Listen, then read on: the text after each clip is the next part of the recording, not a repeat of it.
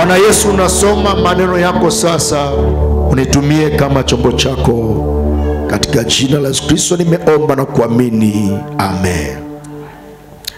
Andika kichwa hichi na kitakuwa mwanzo wa mkutano wetu wa hapa, na pia utakuwa unafahamu nini kitakuwa kinaendelea zaidi pia. Kichwa cha leo kinaitwa machozi kwa ajili ya watoto na vijana. Machozi kwa ajili ya watoto na vijana.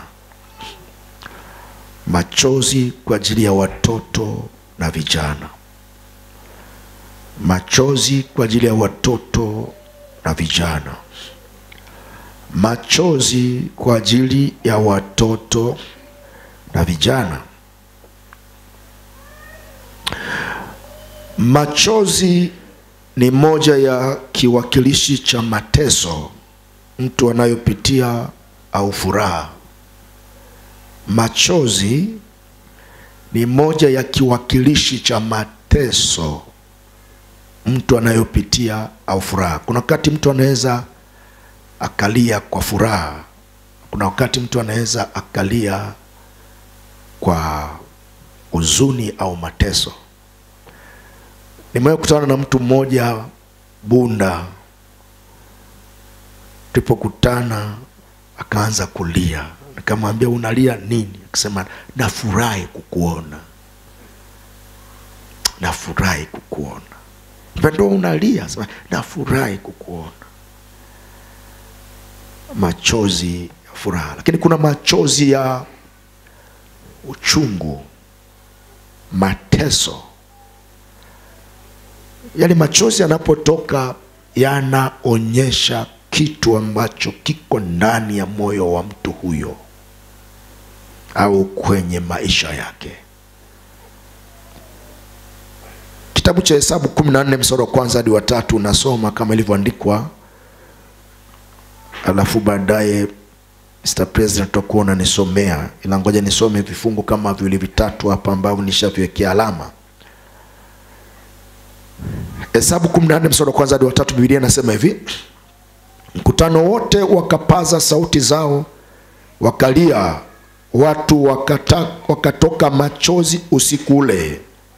Kisha wana wa Israeli wote wakamnungunikia Musa na Haruni. Mkutano wote wakawaambia, ingekuwa heri kama tungalikufa katika nchi ya Misri, au ingekuwa heri kama tungalikufa katika jangwa hili. Mbona Bwana anatuleta mpaka nchi hii ili tuanguke kwa upanga. Tuanguke kwa upanga wake. Tuanguke kwa upanga. Wake zetu na watoto wetu watakuwa mateka. Je, si afadhali turudi Misri? Mkutano wote wakapaza sauti za wakalia, watu wakatoka machozi usiku ule. Walikuwa wakikutana na hatari, wakikutana na upinzani. Wana wa Israeli wanalia, alafu wanaanza kuumia juu ya ile safari ambayo walianza. Nasema wanamnungunikia Musa pamoja na Haruni. Machozi. Nataka niongelee machozi kwa ajili ya watoto na vijana wetu. Na wababa, mnitazame wababa. Wababa, nitakapokuwa naongea na wake zenu mambo ya msingi, kuachana na dunia, kuvaa vizuri, mshukuru sana, kwa sababu tunazidi kukosa watu ambao wanaweza wakaanza kuongea masuala ya maadili katika jamii. Ukiona napaza sauti naongea, mimi naongea sana kwenye nyumba yangu. Hawa kina Dasa, hawa kina Noa, naongea sana. Naongea sana. Mwanangu wa Dodoma nimeongea naye sana. Na mwanzoni naye alikuwa nielewi, lakini sasa na nielewa. Na hata nikienda nikimwambia twende mahali, tuona kaingia haraka kapiga maji kavaa suruali nzuri, kavaa shati vizuri. Namwambiaga sivae kiuni Noa. Achana na masuala ya kunyonyoa viduku hivi. Unaona wakati fulani kama anataka kuanza kuwa na kichwa tofali, ananyoa hapa na nyoa hapa. Naongea. Yaani mimi naongea. Adasa, naongea nao watoto wangu. Naongea nao sana. Naongea nao sana. Hata juzi ameweka vinywele fulani, nikamwambia hizi roza Bob Marley hizi mwanangu hizi. Hizi sasa baba anza kwanga vya Bob Marley hizi, achana nazo hizi. Naongea kabisa, naongea. Sitaacha kama baba. Naongea sana. Yaani namwambia mke wako avae vizuri, unaona mimi muuni. Wewe ndo muuni sasa. Kwa hiyo ndani acheni niwaambie wa mama, kwa sababu hawa wa mama wakishindwa, watoto wenu watashindwa kabisa. Ila mtakumbuka haya nayaongea. Kama kwa ukali, na wengine wanahamapo kanisa, watarudi. Wengine wanahamaga, Mungu anaambia wewe umehama nini? Rudi pale ndo babako. Unakuta amerudi kwa nanuna.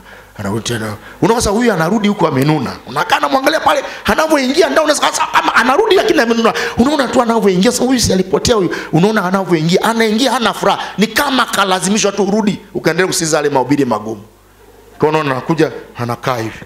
Alafu wakati ukisema Bwana asifiwe, na muangalia unaona itiki amekaa hivi. Bado anasema Mungu hivi nimerudije tena hapa kwa huyu kipara. Lakini haya mambo mtakuja kuyakumbuka. mtakuja kwa maadili yamemomonyoka. Ndio maana sasa hivi watu wanaokoka sana. Unajua injili hii inahubiri, watu wanaokoka sana. Na mshukuru Yesu. Amekuja kijana mmoja juzi hapa ofisini, sijui kama yuko hapa. Alikuja kuokoka, ametokea Nzove. Umekuja ibadani hapa asubuhi, hebu simama kama huo. Amekuja kafunga duka lake kule Mbalizi. Ameingia kagonga hapo. Ni juzi kwa mkia jana. Nasema nini? Anasema nimekusikia unaongea habari ya zinaa, nimekuja kuokoka. Nikasema kazi si bure. Nimekuja kuokoka. Nikamuongoza sana. Naambia wapo nimefunga ofisi yangu Mbalizi. Nimekuja kuokoka.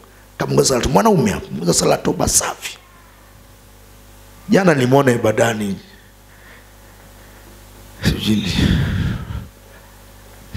Ni juzi ile juzi Ijumaa nilivyo muongoza salatu alikuja ibada ya jioni, jana sijaingia. Nikasema Mungu, injili hii kumbe kuna watu wanaelewa kabisa. Yaani nimeshanga. Yaani hana maneno mengi, ni karibu. Nimekuja kuokoka, nimekusikia unaongea habari za zinaa, nimekuja kuokoka. Kama nimepiga magoti. Zaburi 6:6. Bwana umesikia dua yangu, Bwana uyatakabali maombi yangu. Bwana amesikia dua yangu. Mstari wa 6. Nimechoka kwa kuugua kwangu, kila usiku na kielekeza kitanda changu, na nilowesha godoro langu kwa machozi yangu. Nifuate nyuma, sema nimechoka kwa kuugua kwangu. Kila usiku na kieleza kitanda changu, na nilowesha godoro langu kwa machozi yangu. Hata imani tulionayo, andika, na tunayohubiri chanzo chake ni mateso na machozi. Hata imani tulionayo na tunayohubiri chanzo chake ni mateso na machozi. Nimesikia habari za Yesu aliyokufa msalabani, akamwaga damu yake kwa ajili ya maisha yangu. Nimesikia kwa habari ya maumivu alikuwa anayapata. Nimesikia kwa habari ya tone la damu lilokuwa linadondoka mlimani akiomba.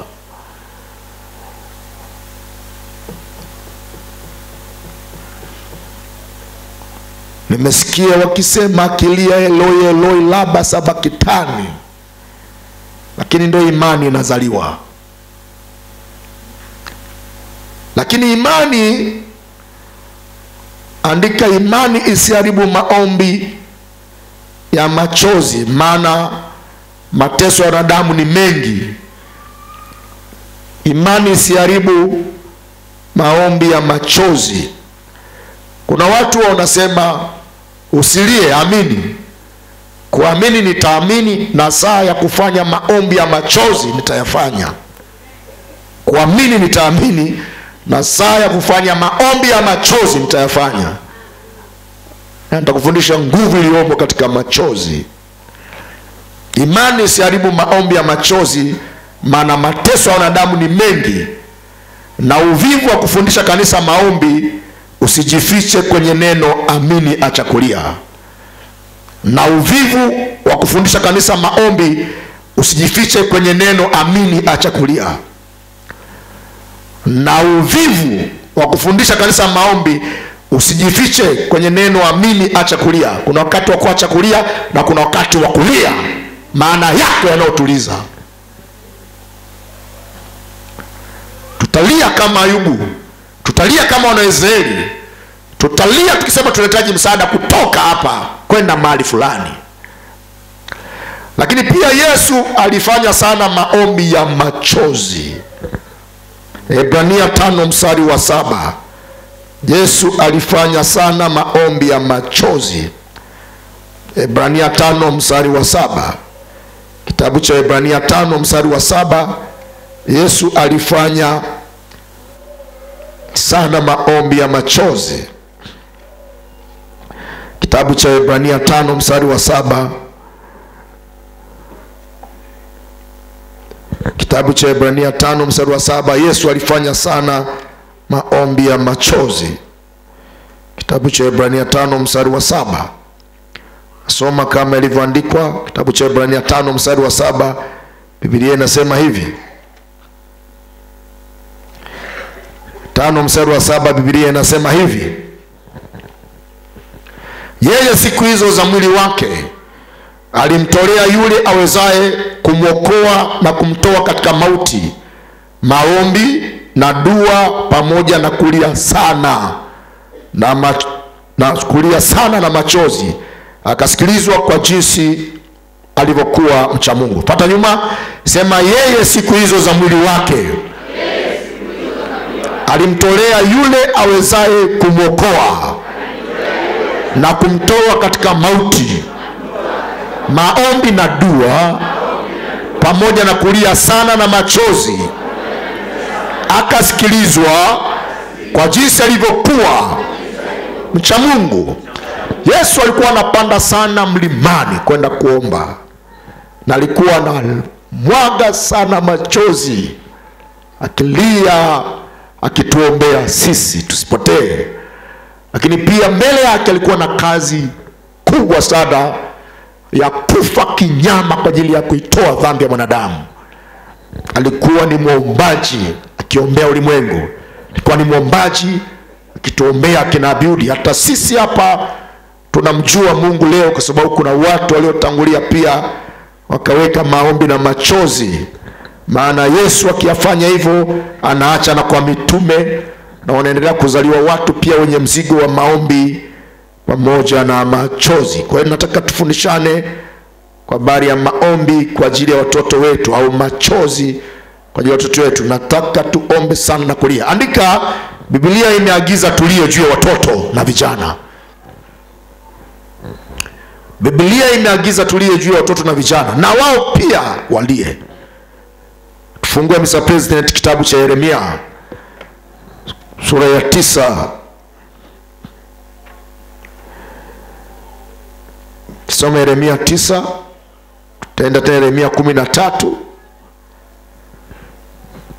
tutakuja tena katika kitabu kile cha Mathayo 2:18 utaandika hapo.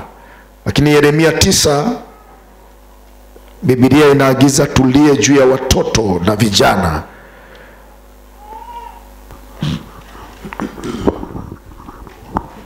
Nitaongea mambo mazito sana katika mkutano huu, na kuna watu watasikia kutoka sehemu mbalimbali, watakuja katika mkutano huu kulia kwa ajili ya watoto wao na kuomba kwa ajili ya kesho ya wajukuu zao.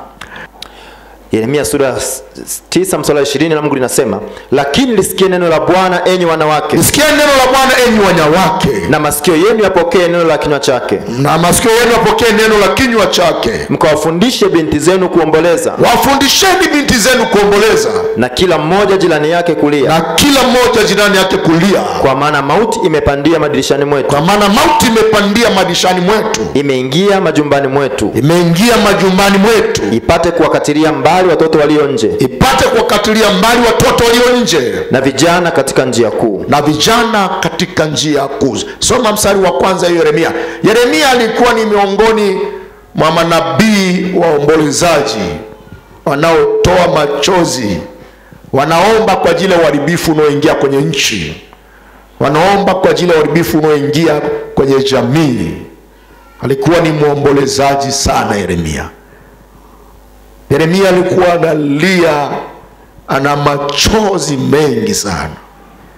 Na machozi haya kama hatutamwomba Mungu, kuna wakati tutalazimishwa kulia na mabaya. Yesu akasema, ombeni msiingie majaribuni. Kulia. Soma Yeremia mstari wa kwanza huo, uone anasemaje. Hapo tutasoma Yeremia 13 mstari wa 17. Soma hapo. Yeremia 9 mstari wa kwanza, neno la Mungu linasema, laiti kichwa changu kingekuwa maji. Laiti kichwa changu kingekuwa maji. Na macho yangu kuwa chemchemi ya machozi. Na macho yangu kuwa chemchemi ya machozi. Ili nipate kulia mchana na usiku. Ili nipate kulia mchana na usiku. Kwa ajili yao waliouawa wa binti ya watu wangu. Kwa ajili yao waliouawa binti za watu wangu. So kichwa changu, yani analia, anaomboleza, alafu anatamani kuendelea kulia, lakini ni kama kuna wakati machozi yanakata, sijui, mpaka mwanaume anasema, laiti kama kichwa hiki kingelikuwa maji na macho yangu kuwa chemchemi, ningelia.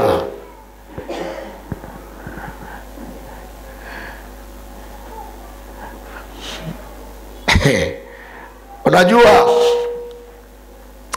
nyinyi bwana hamjasikia mambo, mimi nimesikia mambo. Mimi nimesikia mambo. Yaani nilipoanza kuhubiri injili za familia nimesikia mambo, na sitaacha, nitaendelea. Nimesikia mambo.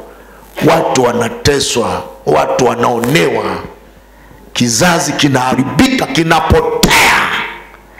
Alafu mipango iliyopo ni mizito sana kuliko uwezo wa watu wa Mungu kukabiliana nayo. Lakini kwa jina la Bwana ameniamsha niwaelekeze jinsi gani ambao vizazi vyenu vitakuwa salama na mtafurahia kuzaa. Amen.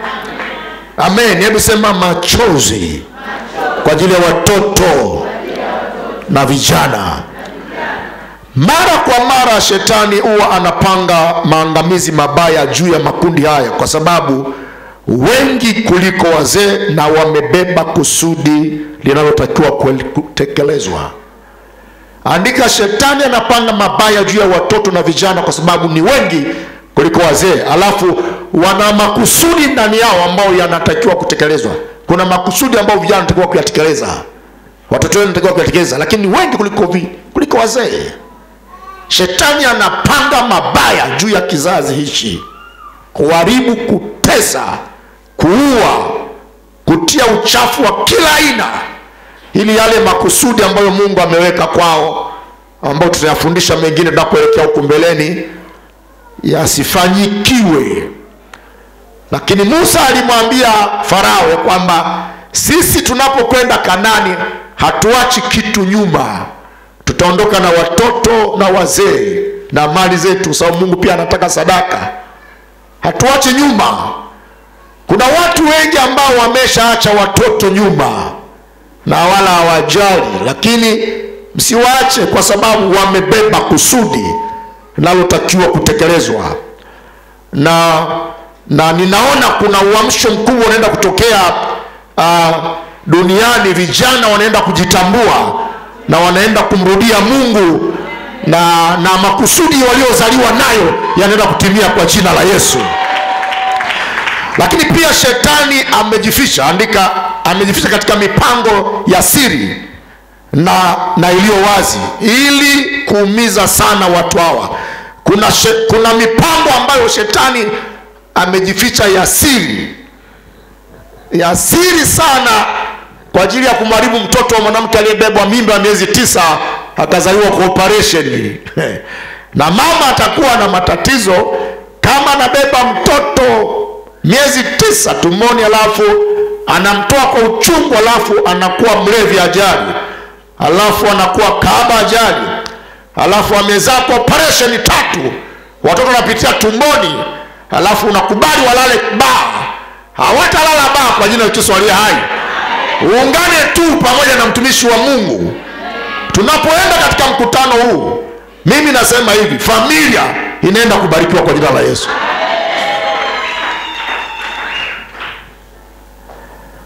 Kuna mipango ya siri na mipango iliyo wazi kwa ajili ya kutesa hawa watu. Shetani amejipanga sana. Tesa vijana na kutia roho ya kutokujali. Aliandika na kutia roho ya kutokujali kwa wazazi. Wazazi wamepewa roho ya kutokujali. Ibada ya leo ni maandalizi ya mkutano wa tarehe 1 mpaka tarehe 6 mpaka tarehe 8 mwezi wa 6. Na kila atakayesikia katika mtandao wajue ya kwamba anatakiwa afike katika ibada hii na walete watoto walio walevi, waliokula madawa kulevya wameshindikana, watu vijana ambao wameharibika, wote waje. Yesu atawafungua siku moja kwa jina la Yesu. Malaki 4 mstari wa 5 hadi wa 6. Wazazi wamepewa roho ya kutokujali, roho ya kutokuzingatia. Wameachiliwa na shetani roho ya kutokuzingatia, kutokuumia, kuona ni kawaida. Sasa kwa sababu hawajali, ndio ile andiko linasomwa hapa, usome mara moja. Kwa sababu hawajali wazazi, ndio ile andiko linawekwa hapo.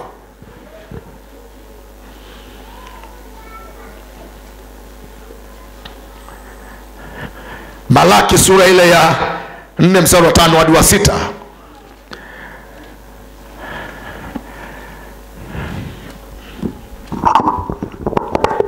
Malaki sura ya 4 mstari wa 5 hadi wa 6, neno la Mungu linasema, angalieni nitawapelekea Elia nabii. Angalieni nitawapelekea Elia nabii kabla haijaja siku ile ya Bwana. Kabla haijaja siku ile ya Bwana iliyokuu na kuogofya. Naye ataigeuza mioyo ya baba iwaelekee watoto wao. Naye atageuza mioyo ya baba ielekee watoto wake, na mioyo ya watoto iwaelekee baba zao. Na mioyo ya watoto ielekee baba zao. Ili nisije nikaipiga dunia kwa laana. Njooni hapa vijana watatu. Au nani amekuja hapa na mke wake? Wasimama. Alikuja na mke wake baada ya kwanza. Njoo mbele. Ule kuja na mke wake baada ya kwanza. Nani amekuja na mke wake?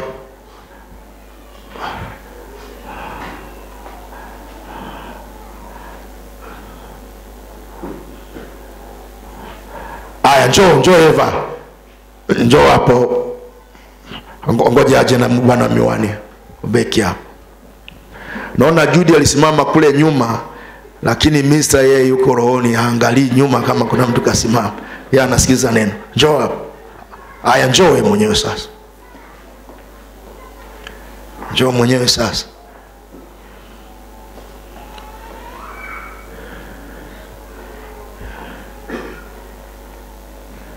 Wewe simama hapa, muangalie huku na uangalia huku pamoja na simama kwa pale, muangalie. Haya, wewe simama nyuma yao, angalia kule. Angalia kule. Familia ndio ziko hivi. Hawa ni wazazi, huyu ni mtoto. Kila nikitaka kuacha mahubiri haya, nasikia endelea nayo. Yani kama Noa akabaki na mambo yake, simfatili, niko hivi. Kumpigia Noa simu kumwambia unaendeleaje? Vipi? Unaendelea na maombi? Vipi? Yesu bado yuko? Vipi? Manake nimegeuka na mwangalia. lakini nisipomwangalia manake nimekaa hivi. Kwa hiyo sasa matokeo yake ni nini? Tuje kwenye madarasa ya chini sasa. Matokeo yake kwenye madarasa ya chini sasa, watoto wanalawitiwa, wanabakwa, wanachanwa njia zao, wanaumizwa. Sababu nyingine ni hawa wako hivi, alafu hawana taarifa na kinachoendelea. Nataka nianze leo, nitakupa siri moja tu ambayo inaendelea kutesa watoto wenu, lakini hamtaijua kama ni siri kubwa. Lakini Mungu atatokoa. Sasa anasema hivi, anatumwa nabii, anakuja kwa roho ya Elia. Kazi ya nabii, anasema anageuza moyo wa baba. Kwanza watu wagumu kuangalia familia ni hawa wa baba, hawa. Ataligeuza hii. Alafu anawageuza nao watoto, nao waanze kuangaliana, waanze kula pamoja sebuleni. Kuna watu wengine bado mko na watoto wenu. Mimi ndio nikatufanya kitu cha ajabu sana. Aliniambiaga kula na watoto wako sebuleni. Aliniambia unapokula nao unaangalia usoni hivi, kama kuna kitu kibaya kimeingia unakiona. Ukiwaacha hutajua. Kwa unakuta unakula pale, ndio unauliza kwamba wewe mbona leo una raha? Unasikia anakuambia jambo. Na ukishakuwa naye rafiki, anakuambia mimi ni rafiki sana na hawa jamaa hawa watoto wangu. Wanipige tu vita wenyewe, lakini mimi ni rafiki zao sana. Na wananipa taarifa. Na hata wakifanywa chochote na mwalimu kule, lazima walete waje waseme baba, kwa sababu mimi nimeangalia nao hivi. Leo mimi nimechapwa bila kosa. Nimechapwa bila kosa. Mmoja Gladness ameongea kwa uchungu, asema baba, nimeolewa. Na mimi mwenyewe kuna wakati vya hasira nimekuwa vinamkamka. Nikasema hapa niingie kwenye gari niende shuleni. Nikasema nikumuongezea vita. Nikamwambia mwanangu, hata sisi tulichapwa. Noa naye akamwambia hata mimi mwenyewe nilichapwaga bila sababu. Tukamtia moyo wote, akatulia. Unajua kwa nini amesema? Kwa sababu kuna mtu anaangaliana. Sasa nageuza na mama wewe, geuka nao umwangalie mtoto, wanaangalia. Lakini kwanza lazima taanza na huyu baba. Sababu hawa watu kwenye familia wamepewa kitu kinaitwa sauti ya mamlaka. Mwanaume ana sauti ya mamlaka.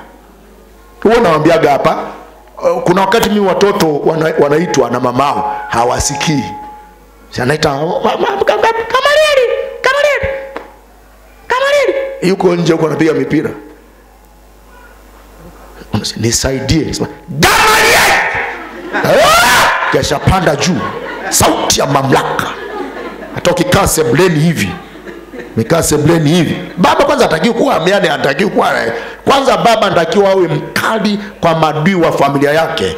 Alafu anakuwa na upendo kwa watoto wake. Lakini hata unajua baba sio kijana anapita tu na mabinti ndani, kijana anapita tu hapo nje, yani unakunja sura, yani ukimwona anapita nini huyu anataka kuharibu familia. Ndio maisha yenyewe yanaendelea. Kijana anasema hii nyumba sio ya kuingia kuchezea hii. Sisi zamani wakati tuko vijana wadogo tulikuwa tukiona kuna mabraza anapita pumla mle ndani, tunasema wanatafuta nini? Si dada usiku zangu ziko ndani humu. Tafuta, unanuna pale nje, unakaa hivi kama umekula pilipili hivi. Mtu anaamua tu anairisha nje, anatoka. Sasa huyu akikosa, huyu anafundisha hapa upendo, uvumilivu, kila kitu. Huyu anafundisha kumfanya huyu kuwa mtu mwenye nguvu, jasiri. Huyu ujasiri, makaripio, maonyo yanatoka hapo.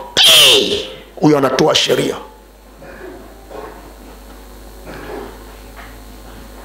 Sasa hivi si mnachelewa, unakuja nyumbani na laptop, umetoka ofisini, unazani ndora, unafika pale, alafu mtoto akija, naenda kwa mamako, naenda pale. Sawa, endelea my friend, lakini hii dunia ni mbaya mno. acha kae hapo. Alafu akienda kulala endelea na laptop yako. Waione sura yako, kuangalia hivi na wewe muangalie hivi. Kati unamwangalia mtu hivi mpaka unaona anaangalia chini, alafu anajishtukia nini? Unamwangalia hivi.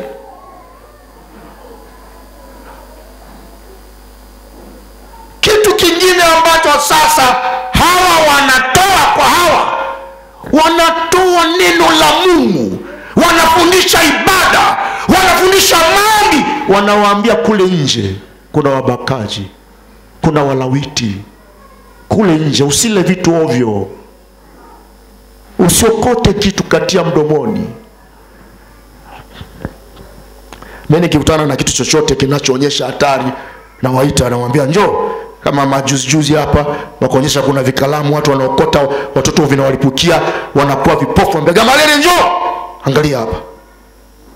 Usiokote kitu barabarani, utakufa. Cheki huyu alivyo hapa, unakufa. Naonyesha, natahadharisha. Nitawafundisha siri nyendo, mtajua ninyi.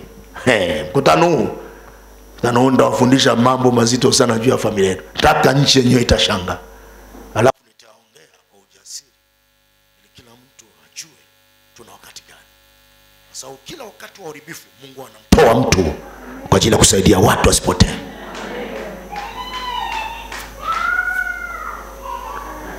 Wamama wa kanisa hili, msifanye biashara mpaka saa 4 huko tu kwenye biashara yako usiku. Katoka nakuja nyumbani eti kanaogeshwa sijui na nani. Wewe huelewi chochote. Acheni haya mama. Murudi, Mungu awabariki sana.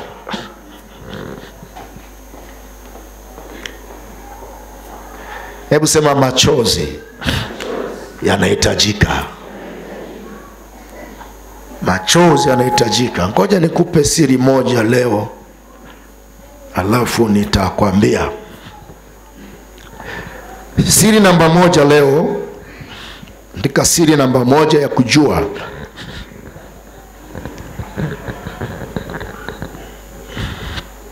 viongozi wote duniani walio waaminifu, wenye kupenda nchi zao, na vijana na watoto wajue kwamba chombo kinachoitwa elimu, na ndani yake kuna mashule na vyuo, ni mlango mkubwa ambao shetani anaotumia sana kuharibu vijana na watoto leo. Viongozi wote duniani walio waaminifu, wenye kupenda nchi zao, na vijana na watoto wao, na vijana wenye kupenda nchi zao, vijana pamoja na watoto wajue kwamba chombo kinachoitwa elimu, na ndani yake kuna mashule na vyuo, ni mlango mkubwa sana ambao shetani anautumia sana kuharibu vijana na watoto. Viongozi wote duniani walio waaminifu, wenye kupenda nchi zao, viongozi wote duniani walio waaminifu na wenye kupenda nchi zao, wenye kupenda vijana na watoto, wajue chombo hichi kinachoitwa elimu, ambao ndani yake kuna mashule na vyuo, ni mlango mkubwa mno wa kuharibu jamii katika kizazi hichi.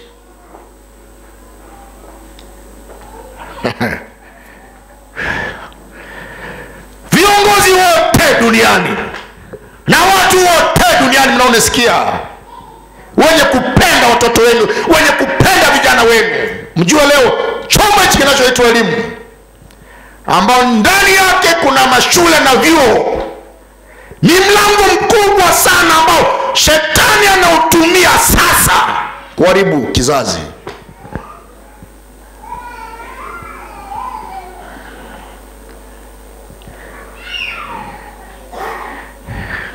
Nini kifanyike kwenye chombo hichi ili kiwe bora?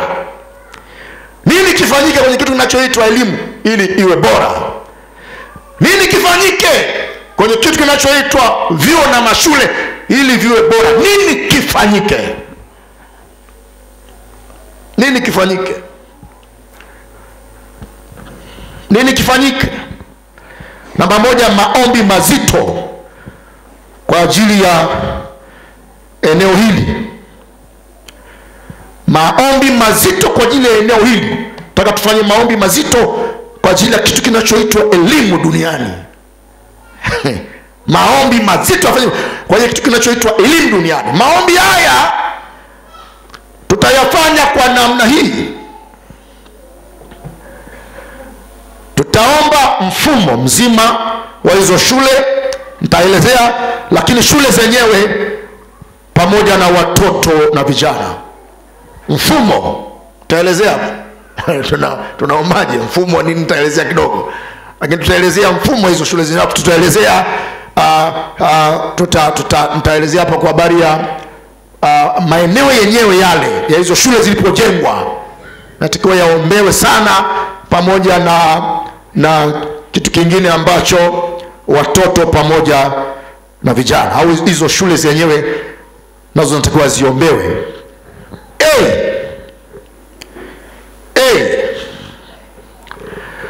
Nielezee maeneo yaliyojengwa shule. Tunaombaje?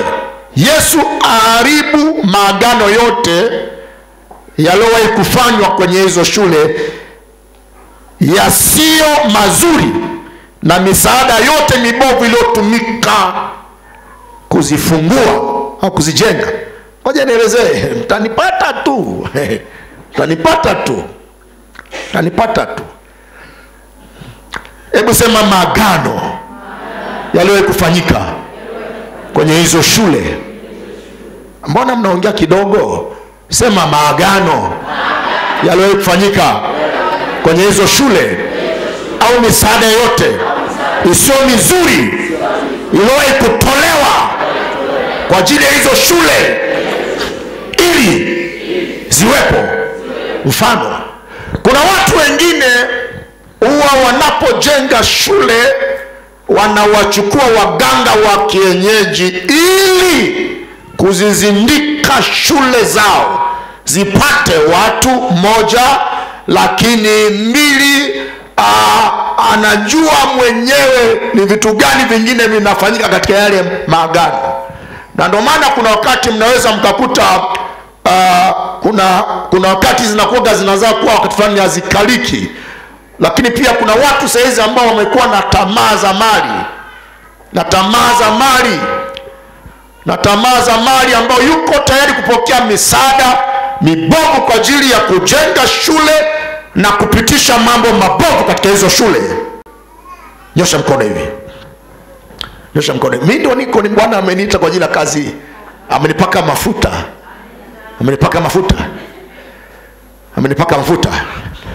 Sema hivi, kwa jina la Yesu.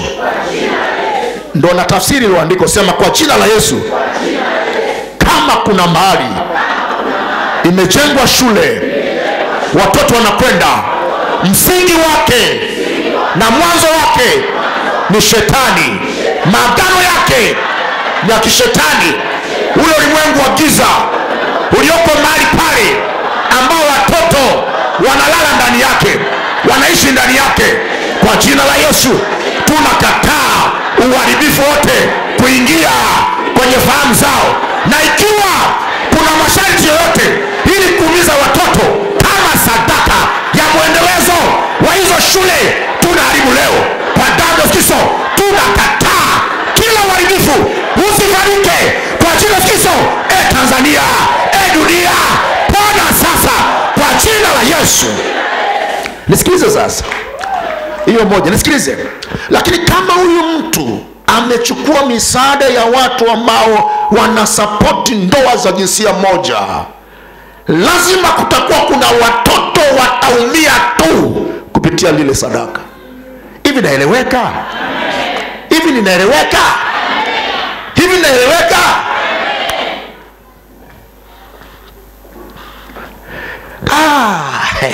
Watoto wa Tanzania watapona, na watoto wa dunia watapona, na vijana watapona, na vyuo vikuu vitapona.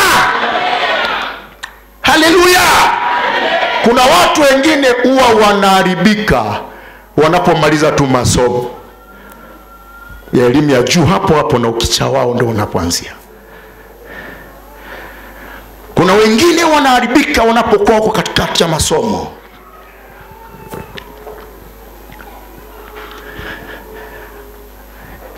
Bwana atasaidia. Nitakuongoza maombi my friend, atasaidia. Hawezi mtu akachukua hela ya kiuni akaribu mtoto wetu. Haiwezekani kwa jina la Yesu. Hebu sema machozi.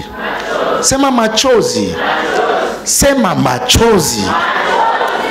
Nataka tuombe mpaka tuone kabisa nchi hii vijana wetu wanapona, watoto wetu wanakuwa salama. Ninapokea mambo ya uchungu, taarifa za watu wanaobakwa na kulawitiwa bado zinaendelea, za uchungu zinanikuta. Taarifa hizi zinaniuma. Taarifa za kumuona kijana yuko chuo kikuu ameolewa na mwanaume mwenzake.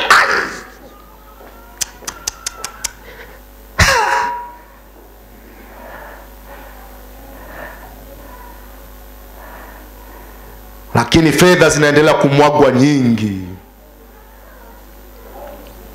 Watu wanazichukua kwa ajili ya kuharibu vizazi vyetu. Kwa hayo maeneo yaliyojengwa shule, Yesu haribu magano yote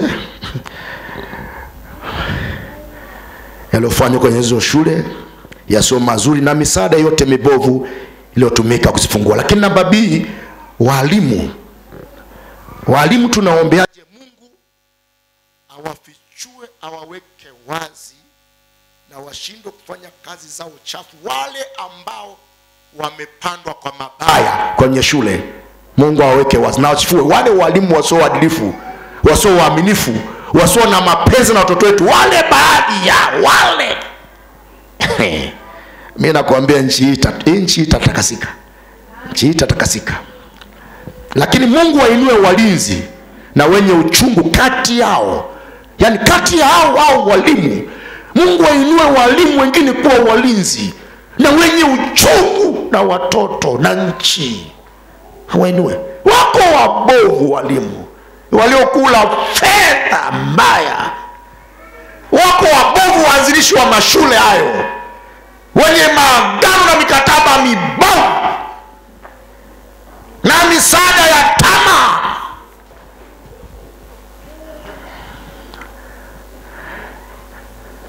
Mungu ainue walinzi. Hebu sema Mungu ainue walinzi. Sema miongoni mwa walimu, watu wa ukweli, waadilifu. Andika wasiopenda fedha ya aibu. Yaani mwalimu ambaye hayuko tayari kuchukua milioni 3 ikumuumiza mtoto wa mwanamke, hayuko tayari. Mungu awainue hao. Na ndio maana niseme eti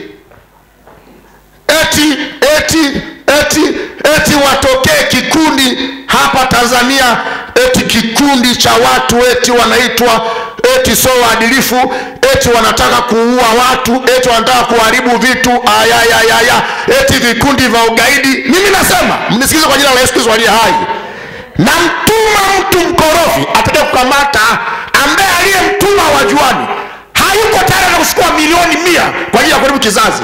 Watakushika.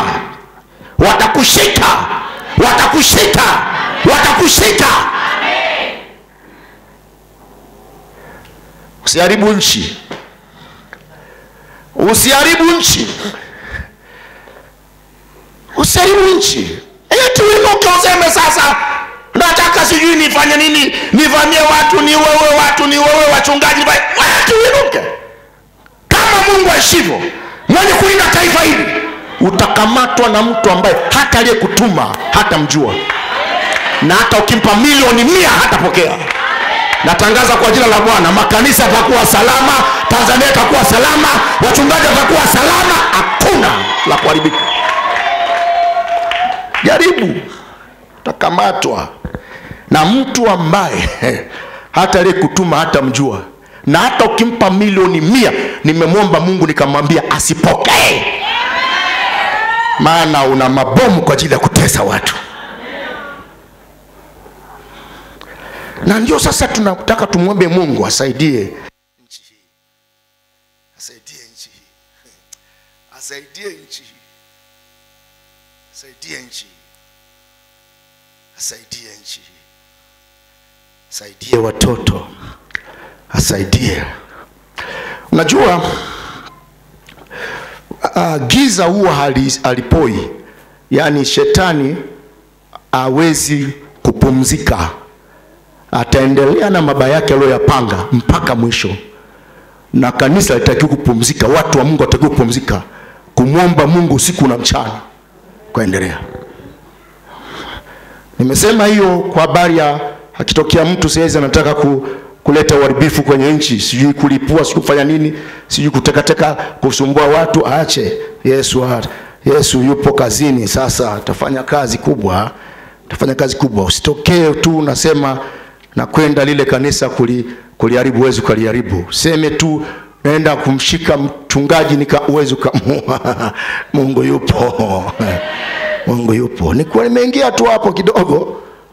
Nimesikia kuingia tu hapo, lakini nataka tuombee eneo la walimu. Amen. Mungu awainue walinzi, lakini awape upendo. Andika, awape upendo, huruma juu ya watoto na vijana. Mungu awape upendo, huruma juu ya watoto na vijana.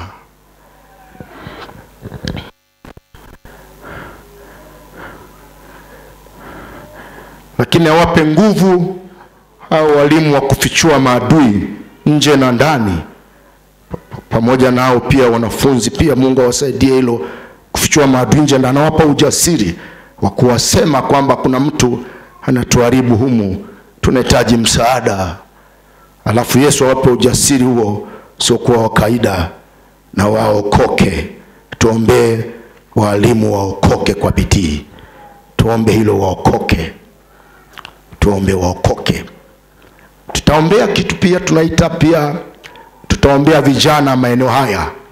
Vijana na watoto tutaombea maeneo haya. Mkutano huu utakuwa ni mkutano wa maombolezo sana. Kijana uje, ujidilie baba. Wanaume wote humu msimame. Wanaume wote, ibada kwanza simame. Wanaume wote. Ninawaomba kwa jina la Yesu aliye hai, kuanzia tarehe 1 mpaka tarehe 8, hata kama uko bize, njoo. Hata kama hujaoa, njoo. Una mdogo zako, kesho pia utaoa, njoo. Uungane na mwanamke kuja kumwambia Mungu, watoto wangu hawatakuwa mashoga. Watoto wangu hawatalawitiwa, hawatakuwa majambazi. Watoto wangu hawatakuwa walevi, hawatakuwa wavuta bangi, hawatakuwa wanakula madawa kulevya. Kijana ndio unasema, hey Mungu, jana wangu na uombea wewe ni ujana wa thamani. Nifanye kuwa miongoni mwa baba wenye akili katika nchi hii. Niondolee roho ya dunia, nipe kukupenda. Nibariki, bariki Bwana, nifanye kuwa na uchumi mzuri. Tufike, usiwe na sababu. Nimewasimamisha kwa jina la Bwana. Natamani kuwaona ninyi wa kwanza. Wasije watu kutoka sehemu mbalimbali wanalia ninyi hampo. Uje, na kutakuwa na kipindi ambacho watoto wako wanakuzunguka. Unalia, unamwambia Mungu, hawa ndio walionipa. Katika tumbo hili shetani utachukua hata mmoja. Katika tumbo hili nakuambia shetani hakuna mtu atakufa kwa kupigwa mawe ameiba kwa jirani. Katika tumbo unaomba baba, unaomba. Nyosha mkono wako juu, sema, Bwana Yesu nisaidie. Nihurumie. Nisiwe bize wakati watoto wanaumia. Mkutano huu ni wetu. Umeandaliwa mahali hapa. Tuje tukutafute Mungu. Nipe neema nifike kwa jina la Yesu. Amen. Mketi wa baba. Nyinyi wa baba ndio mnakuaga mnasumbuaga. Mungu awasaidie sana. Na mtakapokuja viti vote vya baba vitakaa mkono wa kulia, wakae karibu kabisa niwe na waangalia. Mkono wa kulia huku watakaa wa baba niwe na waangalia, mmoja baada mwingine. Na kama unaonekana unasali hapa alafu uonekani na una sababu za msingi, tunaenda kukushtaki polisi kwamba tuna mtu kama anasumbua kanisani, hata huko nje atawasumbua, njoni mumchukue. Mimi nakwambia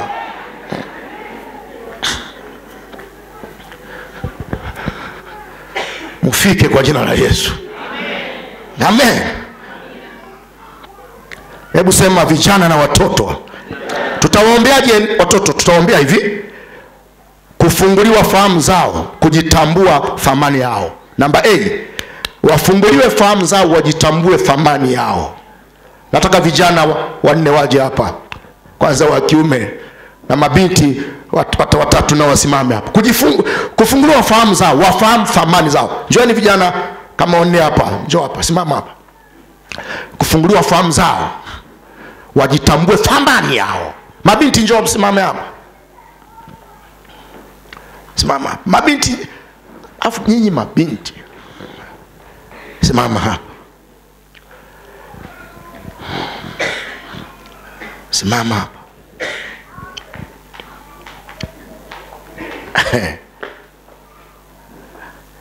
Naendelea, utasikia mambo. Hii injini hapa ndiko nyumba inapoanzia hapa. Kibiblia hapa nyumba inaanzia humu. Magari yanaanzia humu. Utajiri unaanzia humu. Kibiblia hata zinaa inaanzia humu. Kibiblia hata ushoga unaanzia humu. Mungu afungue fahamu zao. Mtu kama wewe, kweli mtu kama huyu ageuke mke wa mtu, kuna kitu kimeharibika kichwani. Mtu kama huyu anakuja kuolewa na mwanamke mwenzake, kuna kitu kimeharibika kichwani. Wajitambue thamani zao. Hawa ni baba, ni wanaume, ni watu wa nguvu hawa. Hawa wamebarikiwa. Hawa sio wajinga hawa. Hawa ni watoto wa mwanamke wanatakiwa sasa mama yao, baba yao. Bahati mbaya kufanikiwa kuwa na maisha, lakini ameshazaa mtoto, amekuwa mkubwa. Huyu ndio kuporomosha nyumba kwao. Huyu ndio kuleta heshima kwao. Hawa basi hawa kuwa walevi, wanalala baa. Hawa kuwa wanakula madawa kulevya. Hawa Mungu afungue fahamu zao. Kama hawa walivyokuja kanisani kasema sisi tunamcha Mungu, tumekataa dunia, ndivyo na wale wengine wawe hivyo. Na kama mabinti walivyokuja kanisani wakasema hatutaki dunia, ndivyo na wale mabinti wawe hivyo. Mungu afungue fahamu. Atoe lile giza zito walilowekewa.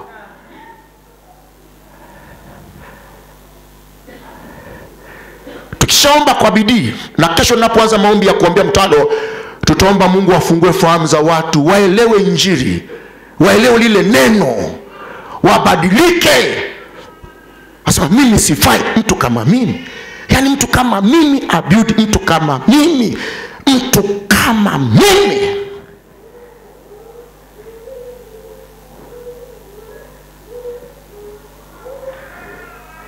Mungu awabariki kwa kuja kusali na kuamua kuachana na dunia. Mrudi. Mungu awabariki kwa kuja kusali na kuamua kuachana. Hebu sema afungue fahamu zao. Sema afungue fahamu zao. Yaani ajikute anaanza kusema, kwa nini mimi ni mlevi? Kwa nini mimi siheshimu baba na mama? Kwa nini niko hapa na haya makundi? Hivyo wameshaanza kufungua. Kwa nini niko hapa? Kwa nini? Kwa nini?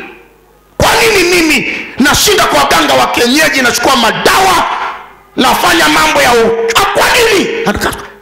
Hapana, mimi sipaswi kwa hivyo. Afu anatafuta nyumba ya ibada. Anasema niende kwa mchungaji, niende aniombee. Kama yule tu ambao amesikiza neno la zinaa ilivyokuwa ni mbaya, akasema hapana, hii sio ya kufanya, acha nimtafute huyu mchungaji, niende. Wafunguliwe fahamu zao. Waliko vyuo vikuu wafunguliwe. Wale watoto wa mwanamke wamelipiwa ada mpaka wamefika huko, ni mwaka wa 3, anatoka ni mke wa mtu. Afunguliwe fahamu.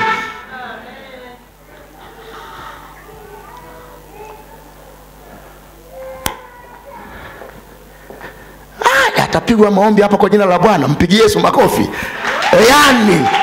Yani moto utaenea hivi. Moto utaenea hivi.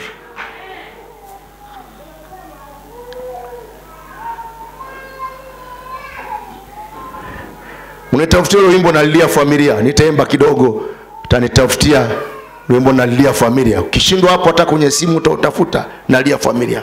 Mtoto aliyebebwa mimba na mwanamke. Tumbo liko hapa, miezi 9. Mama anatembea hivi, anaenda hospitalini. Anaenda hivi, uchungu umemshika. Kange inadondoka haioni.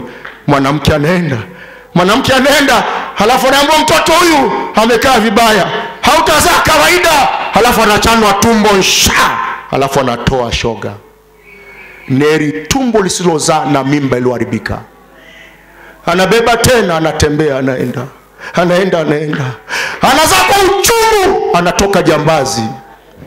Anabeba ya 3, anaenda mwanamke anaenda. Anazaa tena. Halafu huyo mtoto anakuja kupigwa mawe mpaka anakufa, ameiba kwa jirani. Ni tumbo lisilozaa na mimba iliyoharibika. Anabeba tena mwanamke, anabeba mtoto akiwa, anamwambia ongera.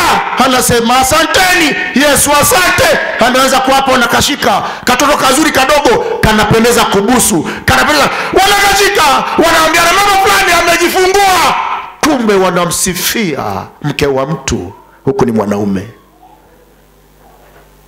Nikiita mikutano, unisikilize, huu ni mkutano wa familia. Nitaka niuandae tena kwa namna nyingine. Amesema rudi kwenye ule wito niliokupa. Hitaji hili bado linahitajika. Lilia mtoto wa mwanamke. Mwambie mwanamke mlie pamoja. Mwambie mwanaume mlie pamoja.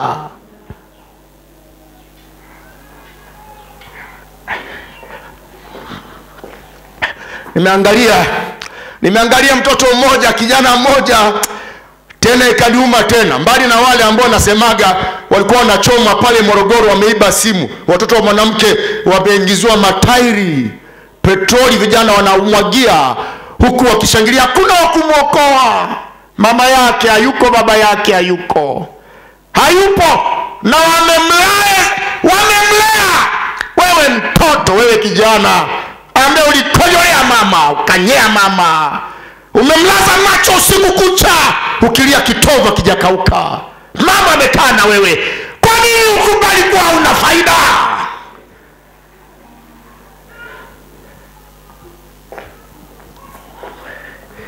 Nikaona juzi wanakapiga kakijana kamoja.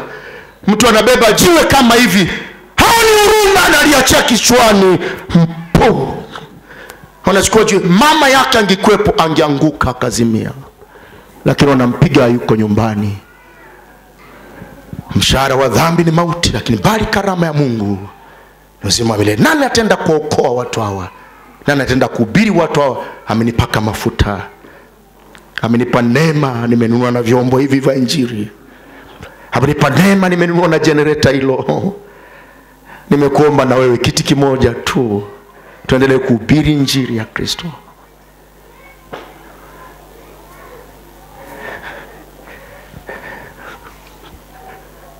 Wafunguliwe fahamu zao. Lakini jingine tutaomba kwa habari ya kitu kinachoitwa tabia.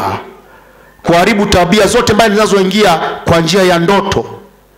Kuna tabia mbaya zinaingia kwa njia ya ndoto. Tutaomba. Tabia mbaya zinaingia kwa njia ya ndoto. Kwa njia ya ndoto. Niangalie ikiwa au hata kama hujaandika niangalie. Niangalie usoni hapo. Kwa njia ya ndoto. Hebu sema kwa njia ya ndoto. Hivi mna habari kuna watoto wenu wa kiume saizi wanaingiliwa usiku wakiwa wamelala?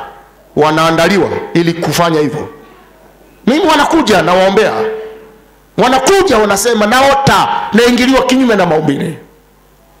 Wanaandaliwa kuwa mashoga kwa njia ya ndoto. Huu ni mpango wa shetani. Amekuja juzi kijana mmoja, jana sijui ni jana Alhamisi. Amekuja kijana mmoja Alhamisi hapa. Nikana mwambia Mr. President hapa, Alhamisi hapa. Hamtoka shuleni my friend. Hamtoka shuleni, na ndio hii nitaisema hapa muda sio mrefu. Anasema mimi kuna mtu ananiambia natakiwa kuwa mwanaume na mimi ni mwanamke. Natakiwa kuwa mwanamke na mimi ni mwanaume. Nimemchoka huyu mtu ananitokea. Kila dakika anaambia wewe unajua kuwa mwanamke. Amekuja anasema uko niko form 2 na mawazo mengi. Nikikaa shuleni hivi ni mawazo machafu tu. Nateseka mimi. Kama ongea mambo mengine ambayo siwezi kukuambia hapa machafu ambayo anayapitia mtoto.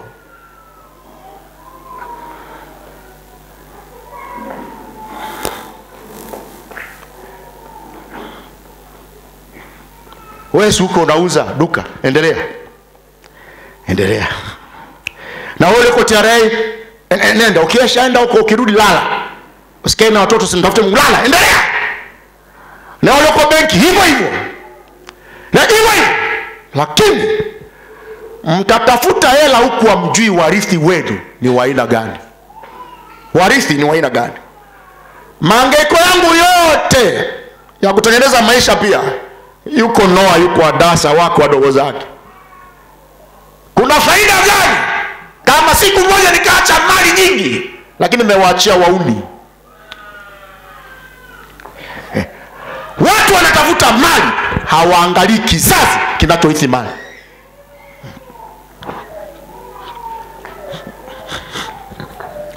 Vitoto vingine vidogo vinaota vinaingiliwa, vya kike vinaota vinaingiliwa na wanaume usiku kadogo. Sana mtu ananichafua. Haya, shetani yuko kazini. Nilikuambia hivi kwa habari ya zinaa. Akasema hivi shetani, huyu mwanandoa atoke nje ya ndoa. Huyu ambaye hajaoa na kuolewa afanye uasherati. Huyu ambaye atoki nje kabisa aote analatiwa na kubakwa. Aote anatoa kubakwa. Huyu mwingine akaenda akasema alale na mnyama. Huyu mwanaume mwingine anasema huyu atalala na mwanaume mwenzake. Huyu atafanya na mwanamke mwenzake. Hao wengine wanasema wataangalia picha za ngono. Yaani pameharibika, pamechoka.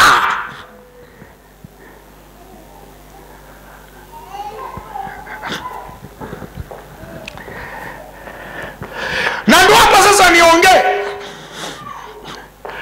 niongelee na hichi kingine kiendelee.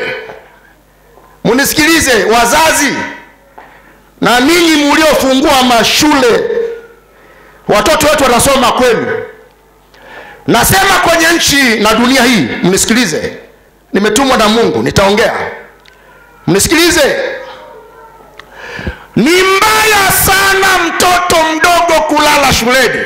Kama sasa ambavyo kuna baadhi ya shule eti watoto wa darasa la 4 wameingia bodi kwa sababu ya mitihani. Nataka niwaambie ni wazazi, mlango unaitwa elimu. Ndani yake kuna mashule. Ni moja ya sehemu ambayo shetani anatumia kuharibu kizazi.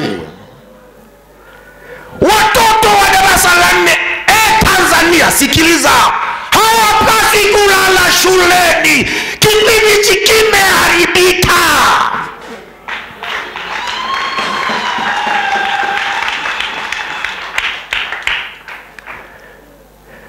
Kuna faida gani? Biblia inasema hivi, utapata faida gani ukipata ulimwengu wote ukakosa uzima wa milele? Yesu anasema hivi, kipao mbele duniani, anasema tafuta kwanza ufalme wa Mungu na haki yake na mengine nitawazidishia.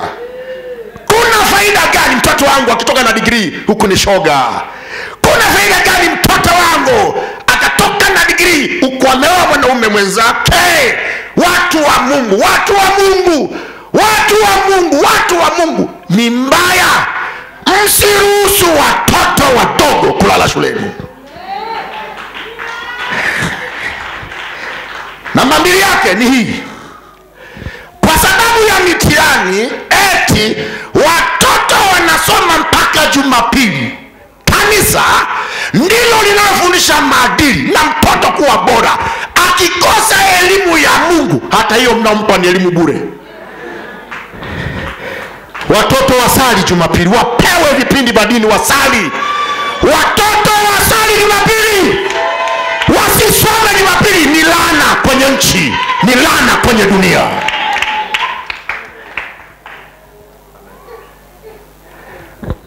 kuna vitu vibovu vya siri viko nyuma. Hey. Na mimi niwaambie ninyi mliofungua mashule ambao mnatafuta ufaulu mzuri, mpaka nifika wakati mnakosea, na kama hamtayasikiliza haya nao yasema, kuna shule mtazilani na zitalainika na zitafutwa na zitapata mtoto. Acheni watoto wasali, toeni watoto wadogo boarding, rudisheni majumbani.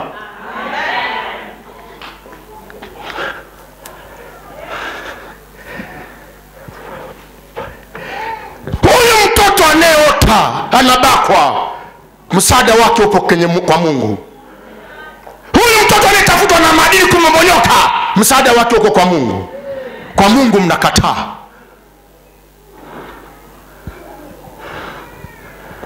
Ndio sawa na hao wanaosema nchi haihitaji maombi. Haihitaji maombi. Nchi haihitaji maombi, inataka nini sasa? Na wewe unataka kitu gani sasa utuletee? Acheni mambo haya. Acheni mambo haya. Mungu akiwasaidia, mtasema nani amewasaidia? Kama Mungu umemkataa, kitu gani kiwasaidie? Naongea na watu hapa. Kuna wachungaji wauni lakini si wote. Kuna watu wengine walijiita wenyewe lakini si wote. Na kuna wachungaji wa shetani lakini si wote. Sisi wengine tuna alama. Tuna alama. Tuna alama, na tukipita hivi usizani unaweza kutufanya unavyoweza kutufanya. No. Wewe, andiko moja linasema aliwakemea hata wafalme, akasema msiwaguse maziwa wangu.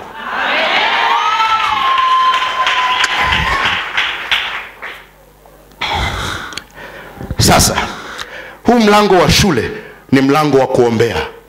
Mlango wa elimu ni mlango wa kuombea.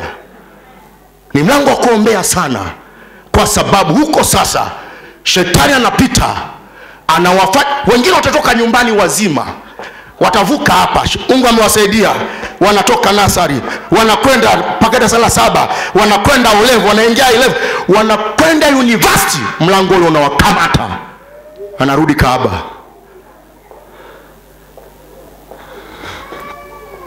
Baba moja ananiambia, mchungaji Judi, najuta kwa nini mtoto wangu ameenda chuo kikuu. Baba aliyezaa mtoto anajuta mtoto wake kwenda chuo kikuu. Namwambia baba, kwa nini? Anasema amekuja ananivalia kakaptula. Mimi babake naona mapaja yake sebuleni. Lango la elimu.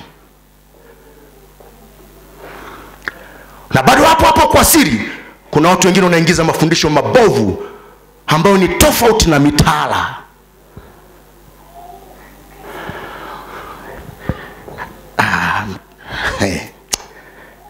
Mimi bado nipo. Mwambie jirani yako mchungaji bado yupo. Mwambie Mungu wake bado anakusudi naye. Tutaombea yale mabaya yanaingia kwa njia ya ndoto, lakini kwa njia ya misaada. Misaada, kuna misaada inasemewa maneno. Mtoto akipewa. Nikutana na mtoto mmoja juzi, anasema najisikia kuwa mwanamke. Watoto wenu wa kiume, sasa najisikia kuwa mwanamke. Lakini hivyo mwangalia, kuna kitu amepewa, amekula, mwili wake umeharibika. Nikataka niandike tangazo jingine la mkutano, nikasikia wewe endelea na wito wako wa familia. Endelea na huyo. Endelea na hiyo. Misaada. Hata mabinti wengine wameharibika. Kila saa unaambiwa chuoni huko maisha magumu, umeshindwa kujikaza, kumheshimu Mungu, kuridhika. Kila siku unaambiwa tu karibu dina. Baadaye unakuwa dina mwenyewe.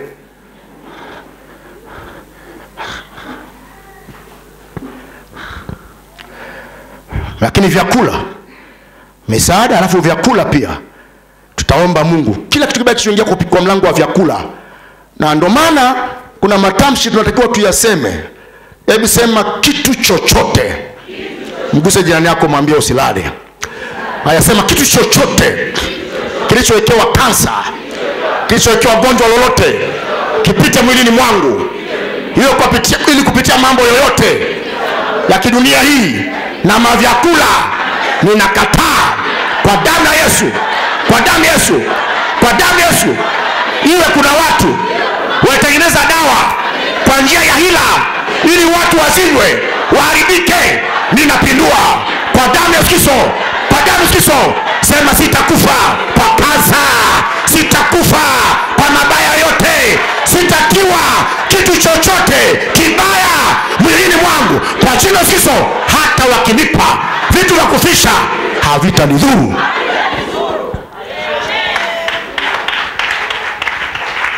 Sasa hivi kuna vyakula ambavyo watu wakila wanajisikia kubadilisha jinsia yake. Tutaomba hayo yote. Lakini nyingine tutaomba marafiki. Mlango wote ule wa marafiki ambao unaleta uharibifu kwa ndugu, kwa watoto wetu, Mungu awaepushe nao. Lakini pia hofu. Kuna wakati wanakuwa na hofu mpaka shetani anaingiza mabaya kwa sababu ya hofu, kuogopa. Hawezi kujisimamia, hawezi kusema, hawezi kupiga kelele, anaogopa. Kuna mtu mwingine anaambiwa tu kwamba usiponipa mwili wako ninakukosesha darasani, na mwalimu anamwambia anauza mwili wake. Hofu. Sitoi mwili. Tukasema sitoi mwili, bora nikose, lakini thamani yangu ibaki na Mungu wangu abaki. Hofu. Wanatisho watoto. Okay, watoto nisikize hapa, watoto wanafundishwa uchawi. Hawasemi kwa sababu wanatishwa. Kwa anafundishwa usingizini mpaka anakuwa mchawi, hasemi, anatishwa. Nimesikia eti ni kuhubiri ili ujue mkutano huu na nini. Sijui umenelewa? Mimi nakupa kama utangulizi, mambo mengi utayasikia ambayo yatafanya mtoto wako kuwa imara, na mabinti watakuwa imara, na vijana watakuwa imara, na watu watajitambua. Amen. Kingine kutokuridhika, tutaombea waridhike, wasiwe na tamaa ya utajiri mpaka unakuta unaingia kwenye matabia mabaya. No. Utajiri utakuja kwa wakati wake. Amen. Lakini pia tutaomba kitu kinachoitwa utandawazi. Mungu awasaidie. Hilo eneo pia limeingiza uharibifu mkubwa kwenye maisha ya vijana wengi. Tunaomba pia na kufundisha namna gani ya kushinda. Lakini pia malezi mabaya ya wazazi. Ndio pale tunaomba Mungu wape wazazi moyo wa huruma kwa watoto wao. Ile roho ya kutokujali ile tunakataa, wakageuzwe kwa kupitia Injili. Alafu pia tunakataa viburi kwa watoto. Ile roho ya ukatili, ya ujeuri, akiambiwa asikii, pia tunaivunja kwa jina la Yesu.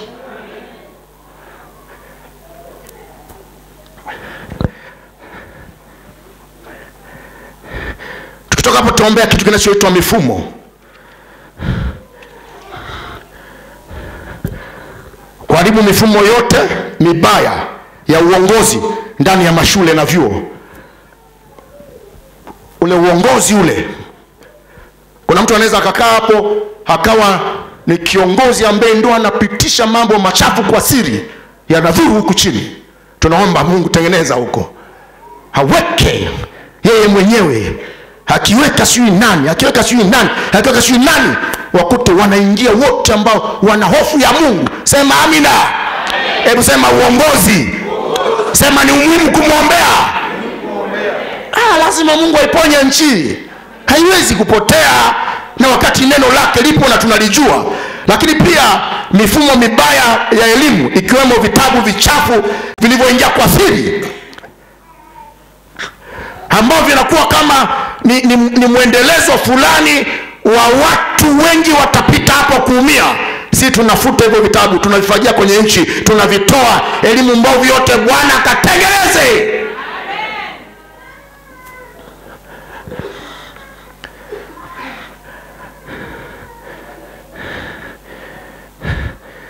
Lakini pia kuomba kila mwanadamu ajue kipaumbele. Kipaumbele maana yake ni kwamba ni ufalme wa Mungu kwanza na haki yake, na mengine tutazidishiwa. Mathayo 6 mstari wa 33 unisomee hapo. Mathayo 6 mstari wa 33 unisomee hapo. Mathayo 6 mstari wa 33. Mathayo 6 mstari wa 33. Mathayo 6 mstari wa 33. Mathayo 6 mstari wa 33. Mstari wa 33. Mathayo 6 mstari wa 33.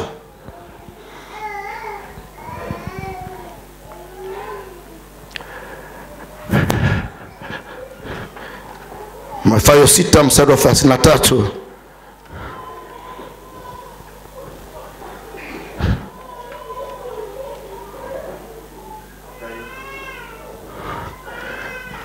Ngoja nisome kama ilivyoandikwa. Uketi. 33 Biblia inasema hivi.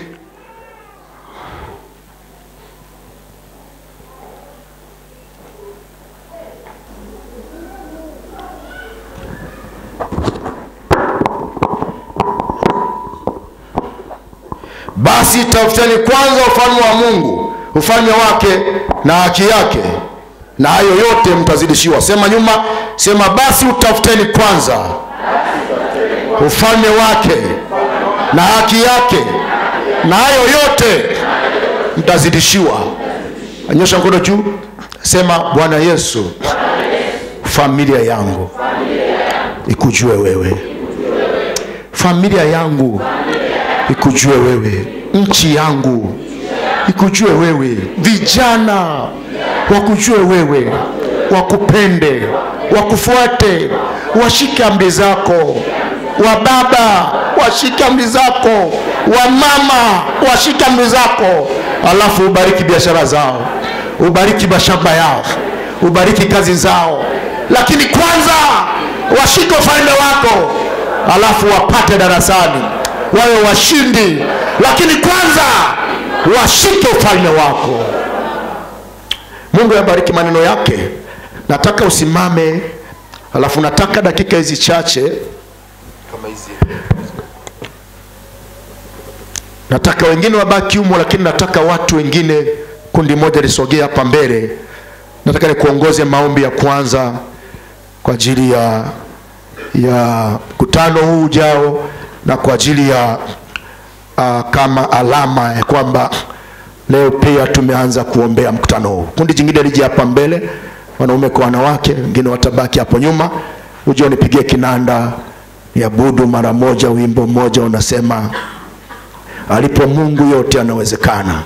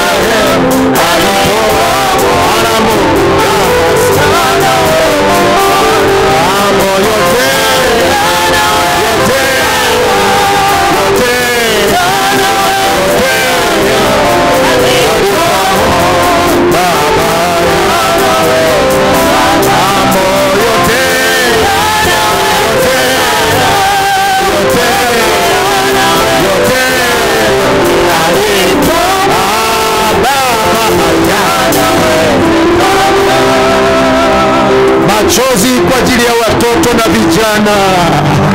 Akasema Yeremia, kichwa changu kingelikuwa maji na macho yangu kuwa chemichemi ya maji, ningelia mimi.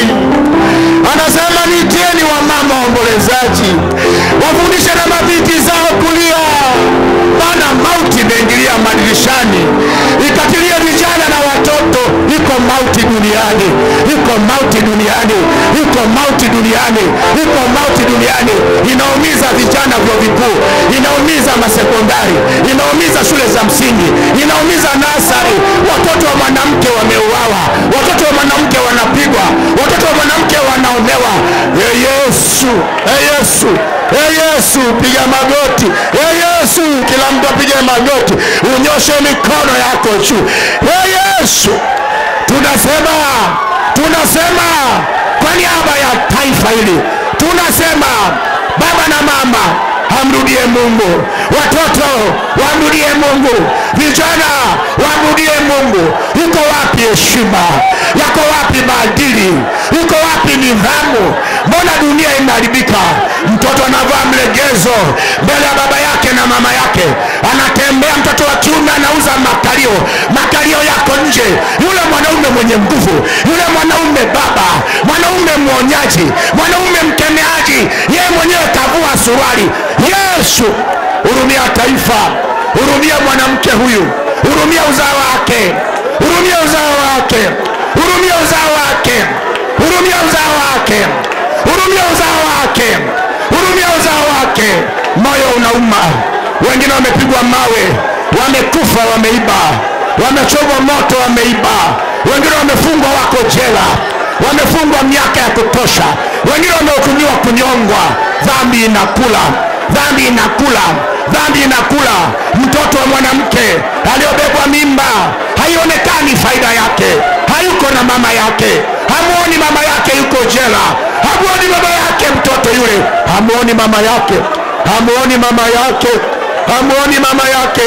Wengine wanalala bure, wengine wanalala baa, wengine wanalala baa, wanakula madawa ya kulevya, hawana furaha. Familia wamempoteza mpendwa wao, wamempoteza kijana wao, wamempoteza kaka yao. Wanaume wengine wamesaliti ndoa, wameenda kwa mawara, wameacha wapenzi wao wa kwanza, wengine wamewaoa wake zao, wamewaacha, wanahangaika peke zao wakilea watoto. Dunia inaharibika. Yesu, hurumia Bwana, hurumia Bwana, hurumia Bwana, hurumia Bwana. Watu hawa wajue ule mzigo ulionipa, taifa hili lijue ule mzigo ulionipa, wamama wajue ule mzigo ulionipa. Zaidi ya Yesu, zaidi ya Yesu, zaidi ya Yesu, zaidi ya Yesu. Ninatangaza kama Musa alivyotangaza ya kwamba tutatoka utumwani pamoja na watoto wetu, tutatoka utumwani pamoja na wazee, tutatoka utumwani pamoja na mali zetu. Ewe Mbeya, toka utumwani. Tanzania, toka utumwani. Dunia, toka utumwani. Mataifa, toka utumwani. Toka utumwani kwa jina la Yesu. Toka utumwani.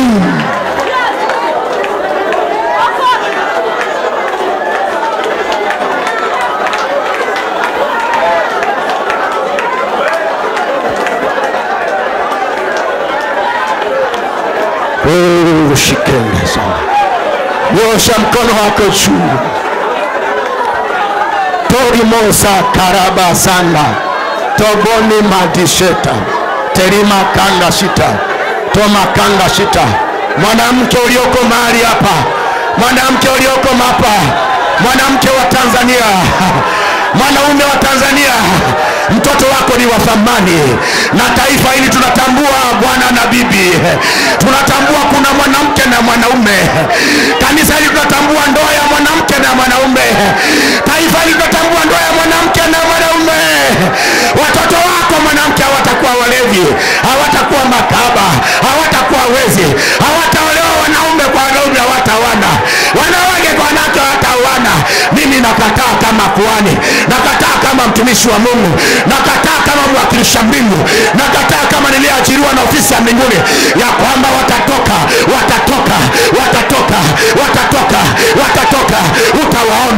Utawaona mwanamke, utawaona watoto wako, wale waliokuwa wezi, wale waliokuwa makahaba, wasiotaka shule, wanaohangaika na dunia.